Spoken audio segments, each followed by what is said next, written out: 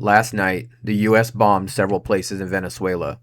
The bomb attacks were likely planned to hit air defense systems, but several targets were purely administrative government places, and one was a mausoleum with Hugo Chavez's body. With the air defenses defeated, U.S. Special Forces landed by helicopter near a place that housed President Nicolas Maduro and his wife Celia Flores. Both were abducted and flown out of the country. Maduro was known to often change the place where he was living. The New York Times claims that a CIA source was involved.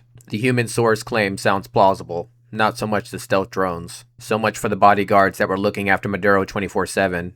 None of the U.S. helicopters were shot down either. It could have been a massive failure or even more likely a betrayal. Given the amount of enemies the man has in his own country, the military withholding their firepower isn't surprising.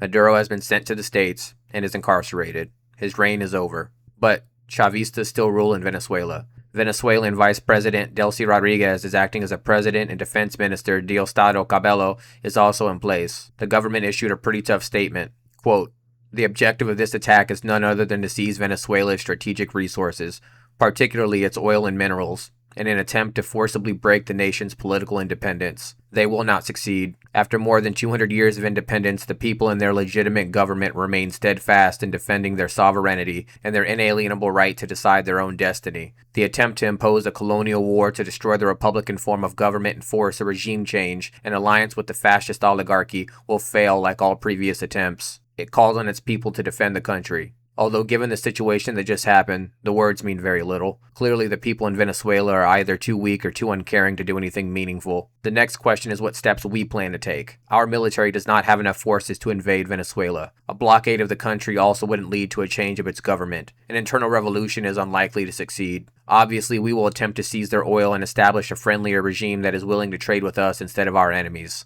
The problem with this plan is that the U.S. has a long history of attempted regime change resulting in failure. Cuba, Iraq, Libya, and Somalia were all pretty damn unsuccessful. Even the extradition of El Chapo from Mexico in 2017 led to a massive gang war that still hasn't fully settled to this day. So we have to ask ourselves, will the next Venezuelan leader be even worse for America? It's highly likely that history will repeat itself. This is the best case scenario. The worst case scenario is that the ruling Socialist Party becomes more resilient than ever, leaning even heavier into the hands of Putin and the CCP.